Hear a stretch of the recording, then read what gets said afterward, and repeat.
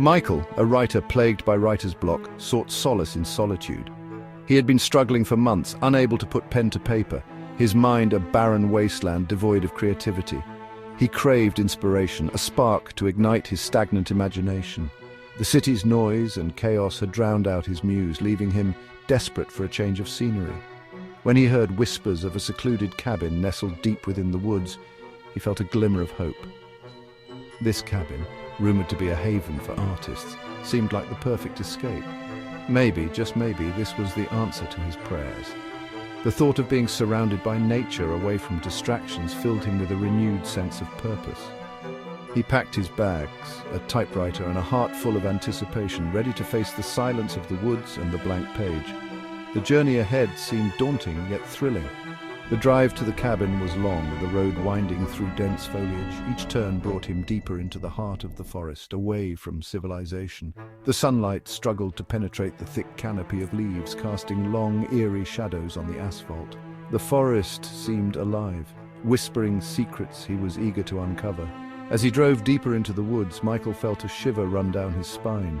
The isolation was palpable, the silence almost deafening. An unsettling feeling, a premonition of sorts, began to creep into his heart. Doubts and fears surfaced, questioning his decision to venture into the unknown. Still, he pressed on, the promise of inspiration beckoning him forward. The cabin awaited, a sanctuary where he hoped to rediscover his lost creativity and find the words that had eluded him for so long.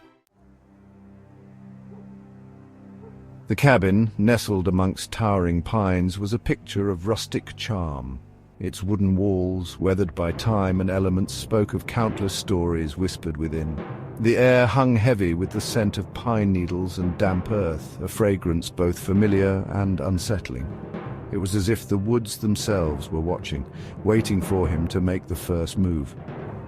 As Michael stepped inside, the floorboards groaned beneath his weight, the sound echoing through the silent cabin. The interior was dimly lit, dust motes dancing in the faint rays of sunlight filtering through the grimy windows. A fireplace, cold and empty, dominated one wall, its blackened stones whispering tales of past winters and flickering flames. Michael unpacked his belongings, each item a small victory against the oppressive silence that seemed to cling to the very walls. Exploring the musty attic, Michael stumbled upon a treasure hidden beneath a moth-eaten sheet, an ornate, antique mirror. Its silver frame, tarnished with age, held an oval of glass so clear it seemed to absorb the surrounding light. The mirror was beautiful, captivating in its antique elegance, yet there was an unsettling aura about it that made Michael hesitate. He decided to bring it downstairs, drawn to its strange allure. As he carried it, he couldn't shake the feeling that something was watching him, its unseen gaze reflecting in the depths of the mirror.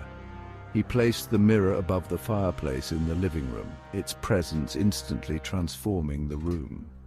It was as if the mirror had always belonged there, a silent guardian of the cabin's secrets.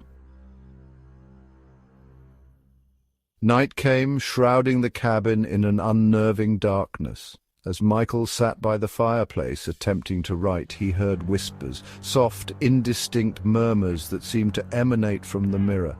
At first he dismissed them as tricks of his weary mind, the product of his overactive imagination.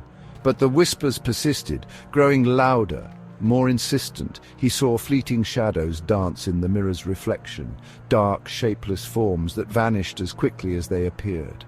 A cold draft originating from the mirror's surface sent shivers down his spine. Fear, irrational yet undeniable, began to tighten its grip on him. He tried to ignore the strange occurrences, to focus on his writing, but the mirror held him captive, its presence demanding his attention. Section 5. The Vanished Artist. This is the story of a mystery that has puzzled the locals for decades, a tale that intertwines art, madness, and the supernatural. Driven by a need for answers, Michael delved deep into the cabin's history. He spent countless hours poring over old records, newspaper clippings, and any scrap of information he could find. Through his research, he discovered that a reclusive artist had once lived there, a man who mysteriously vanished without a trace decades ago, leaving behind only whispers and rumors. The locals whispered tales of the artist's descent into madness, his growing obsession with capturing a mysterious entity in his paintings. They spoke of his increasingly erratic behavior and the eerie quality of his work. According to legend, this entity resided within a mirror that now stood in Michael's living room, a mirror that seemed to hold secrets of its own. The artist's paintings, what few remained, were said to be chillingly lifelike, capturing the essence of their subjects with an almost supernatural precision. Their subjects stared out from the canvas with an unnerving intensity, as if they were alive and aware of the viewer's presence. Many who gazed upon these paintings claimed to feel a sense of dread, an inexplicable fear that something was watching them from within the artwork. This feeling of being watched by something unseen was a common experience, leaving viewers unsettled and anxious. The artist's final masterpiece, an unfinished self-portrait, was particularly haunting. It was said to be his most ambitious work, yet it remained incomplete. This self-portrait depicted him standing before a mirror, his face reflected back at him. But the reflection was not a true likeness. It was a grotesque mockery of his own face, twisted and contorted as if the mirror itself was distorting his very soul. Section 6. A glimpse of horror. One night, as Michael sat staring into the mirror's depths, lost in thought, he saw it. The night was eerily quiet, the kind of silence that makes you feel like the world is holding its breath. The air was thick with an unsettling stillness, amplifying every creak and rustle. His own reflection twisted into a sinister grin. It was a grin that didn't belong to him, a smile that seemed to mock his very existence. The face in the mirror blinked, its eyes cold, devoid of any emotion he recognized as his own. Those eyes seemed to pierce through him as if they were looking into his soul, revealing his deepest fears. Terror, raw and consuming, seized him. It was a fear unlike any he had ever felt before, a primal instinct that screamed at him to run, to escape. He stumbled back, knocking over a lamp, plunging the room into darkness. The sudden loss of light only intensified his panic, making the shadows around him seem alive. When he finally managed to light a candle, his hand trembling so violently the flame danced precariously, his reflection was gone. The room was bathed in a soft, flickering glow, but it did little to calm his racing heart. Only his own frightened face stared back at him. The fear in his eyes was unmistakable, a reflection of the terror that gripped his very being. He tried to rationalize what he had seen, to dismiss it as a hallucination brought on by stress and lack of sleep. But the memory of that twisted grin and those cold, emotionless eyes haunted him. But deep down, a primal fear whispered a terrifying truth. The mirror was no longer just reflecting his image, it was reflecting something far more sinister, something that lurked in the shadows, waiting for the right moment to reveal itself. Section 7. Facing the doppelgänger. The line between reality and nightmare blurred. Michael became a prisoner in the cabin, too terrified to leave, too terrified to stay. The whispers grew louder, morphing into taunting laughter that echoed through the empty rooms. He saw his doppelgänger more frequently, lurking in the periphery of his vision, a constant, menacing presence. One night, as Michael lay in bed, unable to sleep, he heard a noise, a soft scraping sound coming from the living room. He knew with a certainty that chilled him to the bone that he was no longer alone in the cabin. He grabbed the heavy iron poker from beside the fireplace, his only weapon against the unknown. Section 8. Trapped. He crept towards the living room, each step a monumental effort against the fear that threatened to consume him. The sight that greeted him stopped him dead in his tracks.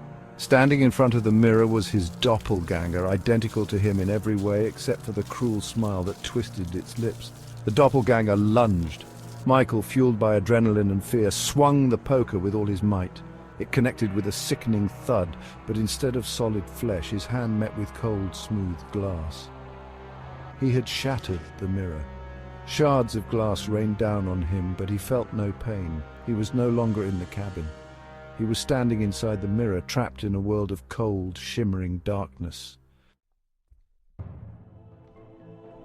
Section 9. The other, Michael. Back in the real world, his doppelgänger, free from its mirrored prison, stepped over the shattered remnants of its former existence. It smiled, a chillingly familiar smile, and picked up Michael's discarded typewriter. The cabin, no longer a sanctuary of solitude, was now a stage for a nightmare, and Michael, trapped within the mirror's shattered reflection, could only watch in silent horror as his other self began to write its own story.